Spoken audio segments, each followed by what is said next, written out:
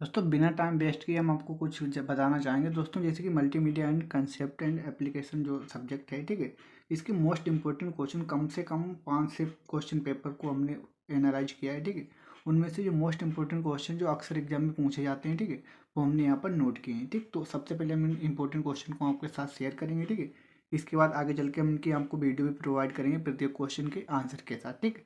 आप इन्हें तैयार कर लें एग्जाम के दृष्टि से, ठीक है। तो मोस्ट इम्पोर्टेंट है इसे आप, जैसे कि हमने यहाँ पर 15 क्वेश्चन तैयार किए हैं, ठीक है, यहाँ पर नोट डाउन किए हैं, ठीक है। यदि इनमें से आपने 10 भी क्वेश्चन तैयार कर लिए तब भी आपका पेपर जो है बहुत ही अच्छा होगा। अगर आपने 15 भी क्वेश्चन तैयार कर लिए, ठीक है, तो हम कह सकते हैं कि आप टॉप कर जाएंगे अपनी क्लास में, ठीक है। तो बहुत ही इंपॉर्टेंट क्वेश्चन है, इसलिए वीडियो को पूरा देखें। और वीडियो यदि पसंद आए, पसंद तो आएगी गारंटी है, ठीक है, तो अपने दोस्तों के पास भी शेयर कर दें, ठीक है। और दोस्तों हमें फुल सपोर्ट करें, क्योंकि हम काफ़ी मेहनत से आपके लिए वीडियो क्रिएट करते हैं, ठीक है, जिससे हमें मोटिवेशन मिले और वीडियो हम क्रिएट करते रहें आपके लिए, ठीक है। तो चलिए आज की वीडियो को स्टार्ट कर देते हैं, ठीक है।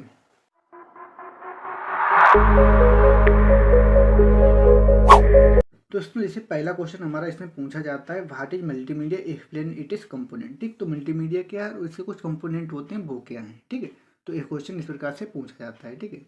दूसरा क्वेश्चन है हमारा, describe the basic techniques of multimedia for development and delivery, यानी कि जो मल्टीमीडिया है, ठीक है, तो उसे डेवलपमेंट करने के लिए कौन कौन सी टेक्निक का यूज किया जाता है। तो केवल उसकी बेसिक टेक्निक को हमें बताना है यहाँ पर, और उसे कैसे डिलीवर किया जाता है, पब्लिक के पास कैसे भेजा जाता है मल्टीमीडिया को, यानी कि वीडियो को कैसे भेजा जाता है, ठीक है। तो उसके बारे में हमें लिखना होगा एग्जाम में, ठीक है।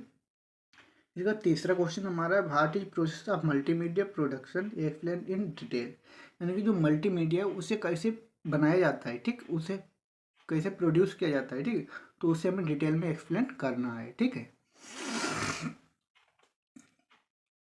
इसके बाद अगला क्वेश्चन हमसे पूछ लिया जाता है, explain the copyright issues in multimedia with an example, यानी कि मल्टीमीडिया में कुछ कॉपीराइट इशूज भी क्रिएट होते हैं, ठीक है, तो उसे भी हमें डिटेल में समझाना है इसमें, ठीक है।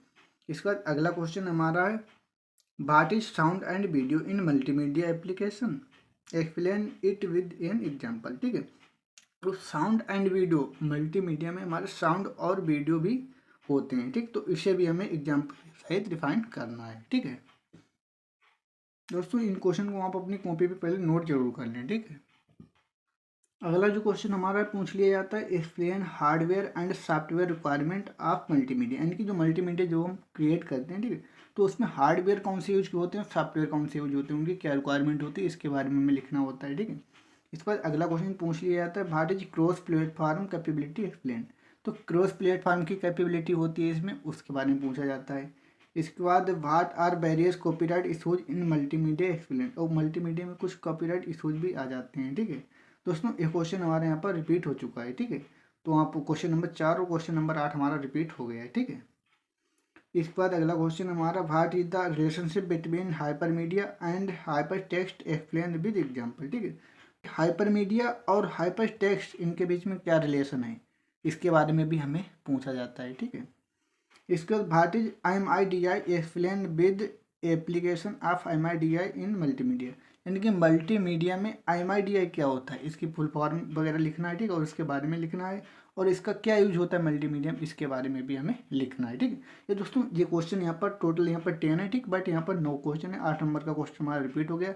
यदि इतने क्वेश्चन को भी आपने तैयार कर लिया तो हम गारंटी के साथ कह सकते हैं आपका पेपर बहुत अच्छा होगा, ठीक है। मगर आपको सभी क्वेश्चन को अच्छे से पढ़ना है, लिखना है और समझना है, ठीक है। इससे आपको कुछ मीनिंग्स याद होंगी और आप एग्जाम में एक क्वेश्चन जैसे आपने तैयार किया, आंसर याद किया, ठीक है, जब आप पढ़ेंगे, याद कुछ नहीं करना, केवल अच्छे से पढ़ना है, लिखना है, समझना है, ठीक, तो आपको खुद अपने आप माइंड सेट हो जाएगा और एग्जाम में कोई भी आंसर आप इजीली से लिख पाएंगे, ठीक है।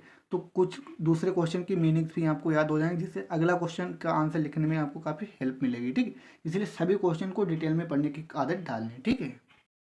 इस वक्त 11वां जो हमारा क्वेश्चन है, what are the different audio device use in multimedia system explain any two, यानी कि मल्टीमीडिया में कुछ ऑडियो डिवाइसेस भी हमारी होती हैं, ठीक, जो मल्टीमीडिया को क्रिएट करने में यूज की जाती हैं, ठीक है, तो उनके बारे में केवल 2 डिवाइस के बारे में हमें लिखने को कह रहा है, तो हम लिख देंगे, ठीक है।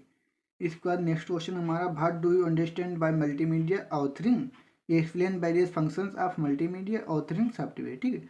तो मल्टीमीडिया में कुछ ऑथरिंग टूल्स वगैरह कुछ यूज किए जाते हैं, ठीक है, तो वो क्या होते हैं, उनका क्या यूज होता है, उसके बारे में लिखना है। और कुछ इसके फंक्शंस भी हैं, यानी कि various function of multimedia authoring software, जो मल्टीमीडिया के ऑथरिंग सॉफ्टवेयर के कुछ फंक्शंस होते हैं उनके बारे में भी हमें समझाना होगा, ठीक है। इसके बाद 13 नंबर का क्वेश्चन हमारा, discuss the role of multimedia technology in the field of education and training. यानी कि मल्टीमीडिया टेक्नोलॉजी का एजुकेशन और ट्रेनिंग के क्षेत्र में क्या यूज होती है, यानी कि किसी भी प्रोसेस के लिए किसी भी व्यक्ति को ट्रेनिंग दी जाती है, ठीक है, तो उसमें भी मल्टीमीडिया के टेक्नोलॉजी का यूज किया जाता है और एजुकेशन के क्षेत्र में भी इसका यूज किया जाता है। वो कैसे होता है, ठीक है। अगला क्वेश्चन हमारा, describe 5 different graphics element like background, buttons, icons or text which can be used in project, ठीक है। तो 5 हमें ग्राफिक्स के जो हमारे 5 एलिमेंट हैं उनके बारे में हमें बताना, जिससे कि बैकग्राउंड, बटन्स, आइकन्स, टेक्स्ट, इनके बारे में हमें जो प्रोजेक्ट में यूज किए जाते हैं इनके बारे में भी हमें डिफाइन करना है और डिस्क्राइब करना है, समझाना है, ठीक है। इसके बाद इसमें एक क्वेश्चन इस प्रकार से भी पूछा जाता है, यानी कि शॉर्ट नोट, यानी कि हर एक कोई हेडिंग दे दी जाएगी, उसके बारे में आपको शॉर्ट में लिखना होगा, ठीक है। तो वो किस प्रकार से, जैसे कि राइट शॉर्ट नोट, जैसे कि बिजनेस कम्युनिकेशन के बारे में आपको लिखना होगा, logic flow chart, planning and design of multimedia, process of multimedia production, graphic, distribution of multimedia, ठीक है। तो इस प्रकार से जैसे कि हमने यहाँ पर कुछ हेडिंग दे दी, इसी प्रकार से आपको यही इन्हीं में से कुछ पूछ सकते हैं या इसके अलावा भी कुछ हेडिंग हो सकती हैं, ठीक है। तो हमको उनके बारे में लिख देना है, ठीक। तो आपको इन क्वेश्चन को अच्छे से नोट डाउन कर लेना है, इसके बाद इनके आंसर भी आपको प्रोवाइड कराएंगे, ठीक। वीडियो को लाइक जरूर कर दें यदि अभी तक ना की हो, ठीक है।